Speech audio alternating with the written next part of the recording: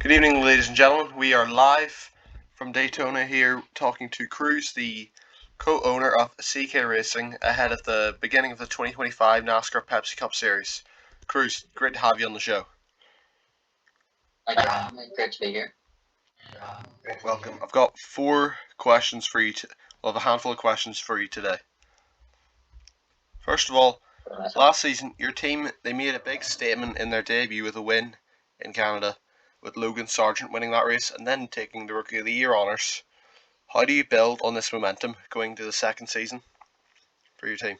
I would say it's definitely something to look up to. We'll be coming back with better machinery, of course, this year. So high hopes for the team this year. I'd say we'll score better than this year. Yes, you were very quick last season in only competing 4 of the 6 races. Sargent was 14th in the points and Latifi 16th. A very strong season,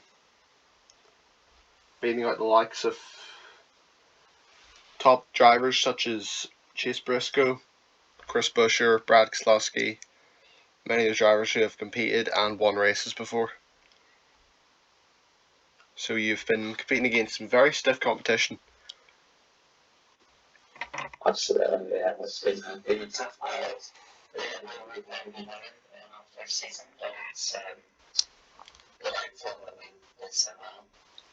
Yep, and then you've expanded to a third car with rookie Daniel Dye stepping into that number 14. What qualities made him the right choice for your team, and how do you plan to support his development? I mean, of course, we started in the second year, was doing very well, so sometimes given another rookie is looking well, obviously we're quite fortunate to get into Chiefs. Logan, of course. So, yeah, we had a good run this season. We think the experience of Latifi, the great driving ability from Sargent will hopefully support Daniel in his rise to the ranks this season. Of course, we'll all be working together, obviously. And yeah, it's something to keep an eye on, obviously. For the team having 3 strong drivers, really up to. So, Yeah. Can't complain, can you? No, you can't complain. I would not be complaining if I had that team quality. And you, on top of your 3 drivers, your other driver, Nicholas Latifi, he had some very strong moments last year and he was looking quick. What are your expectations for him in that number 62 car? And how do you see his role evolving within the team? I mean, he's the most experienced in the team, and obviously we're coming back with new machinery this season. So I'm hoping that he'll adapt well. Of course, I'm hoping that all drivers will adapt well to the new machinery, the advancements that we've made for the cars. And I feel like his experience in driving in multiple different series, like motorsport series, will help him since he has already been through multiple sort of regulation changes over seasons in other motorsport series. So I'm hoping that he will, adjust very fast and maybe give tips to Logan and Daniel, of course. I mean, that's what you would hope to see from the team, obviously. I think he'll do very well. He showed his colours last season, and I hope he continues with that next season. Yep, I have to say he was very strong last year. He was consistent. I don't think he ever finished below 20th, and he was very solid. He also had some good qualifying runs as well, but I think he was a little bit behind Sargent on track, so he'll probably be able to use more of his experience next season for this year, and maybe push himself up there. Do you feel he'll be capable? Yep, and we think he will be able. your team are very strong, and you've been given even more support this year with, I think it's 10 million from Mobile One to sponsor that number 14 of Die. Absolutely, yes, that will definitely help the team massively, especially since it's in their second season. Many resources we can take will take, and it's really, really a privilege to have such a massive corporation behind our second year team. Obviously, I feel like winning in Canada in your first year is a very, it gets your name out, obviously, and they just approached us. We took the tail instantly because, I mean, as I said earlier, any resources are resources, and we'll take all the resources we can get because even the smallest edge over the other drivers on the grid will help us massively. Yep, Mobile One, they're a big company in which they've been working with many teams. They've worked in F1, so it's just, and they've also been in NASCAR for about since the 1980s. So they're experienced in this field, so they're able to support you not just on the track but also behind the scenes. Absolutely, yes. Yep. With now 3 cars under the operation, including the experience of Latifi, Sargent, who's in his sophomore year, and rookie being Daniel Dye, how do you think you're going to manage the team dynamics and ensure all 3 push each other forward? I think Latifi will definitely be the lead driver in terms of just his experience and consistency. Obviously, Daniel's new, Logan's only his second year. And I think that all 3 combined are a great team. I think they work well together. We've seen that behind the scenes, obviously, within the team so far. And that's Logan and Latifi, so we're hoping that Daniel is a great asset to the team. I feel like they will push each other forward. Everybody's different, have their qualities, and very diverse drivers, diverse styles. And yeah, I'm just hoping that we all work together as a team and improve something. Yep, and for if you're planning on any team orders, well, there's been a series ban on team orders after other incidents which have been controversial. In terms of if you were mentioning team orders there, I think you might have said about, but that is currently now banned under series regulation. So, like for example, if you want to make a driver spin out or something, especially after the spin gate scenario of 2013, where the driver spun himself intentionally to help his teammates get into the chase. Oh. Yes. No.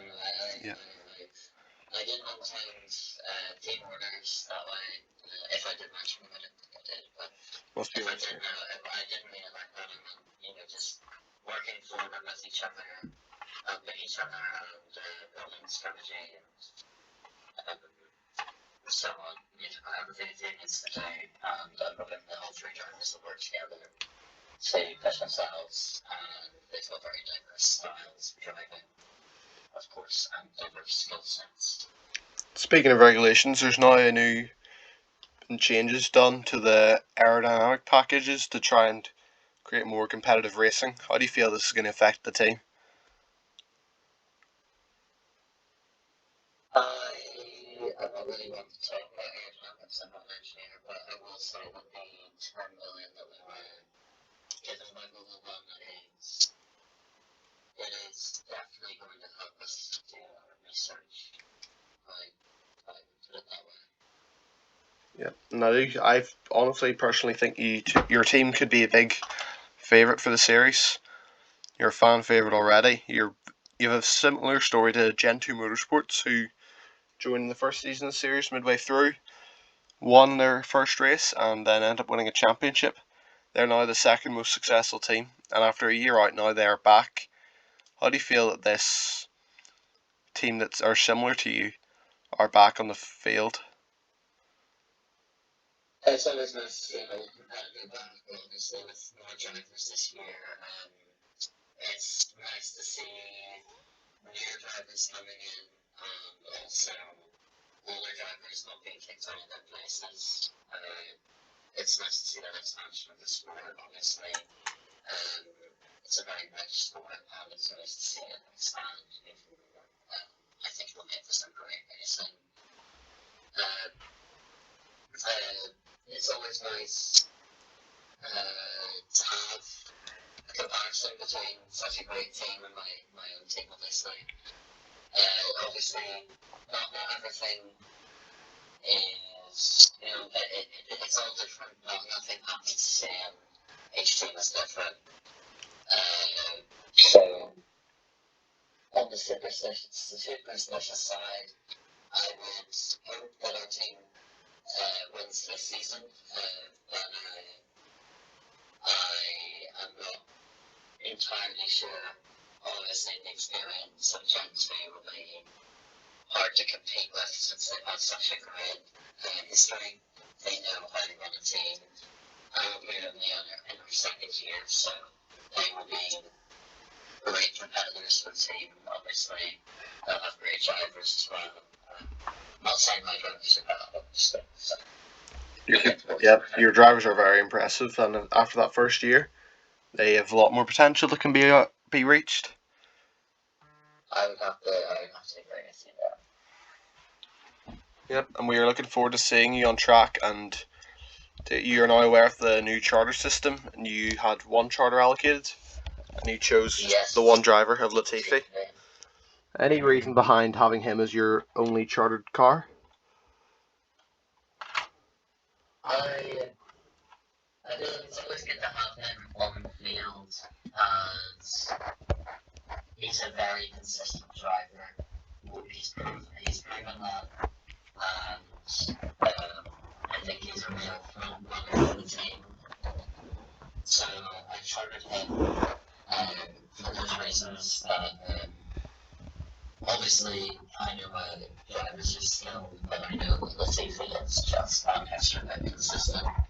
As you said, I'm not jumping the filler 20th, which is an impressive feat for a first year in NASCAR, first year team as well. So I feel like that consistency is definitely something you want to have within a team. Because without consistency, you might win one race, which is what we did, but obviously it's different in our case. Consistency is key, as they say. Yes, the wise words of George Russell. I didn't actually know he said that. Oh, sweet. But, yes, I guess wise words. And yes, qualifying for the 500 has just happened, and after checking the results, all three of your drivers have qualified. With both your rookie of Dye knocking out young hotshot of Connor Zillage, who's been tapped as probably the driver of this new generation. That's always a great confidence booster. And I don't know the specifics of the upgrades that we've used, but 10-9, but it looks like it's working. Yes. I leave it there. Well, that is all the time we have here. It was great having you on the show. Ladies and gentlemen watching, Thank you very much. you're welcome. We'll see you post-season for another interview. Absolutely. Yep, and ladies and gentlemen watching, we will see you in Daytona. The race will happen very soon, and this season we've got a lot in store, so be prepared. Good night.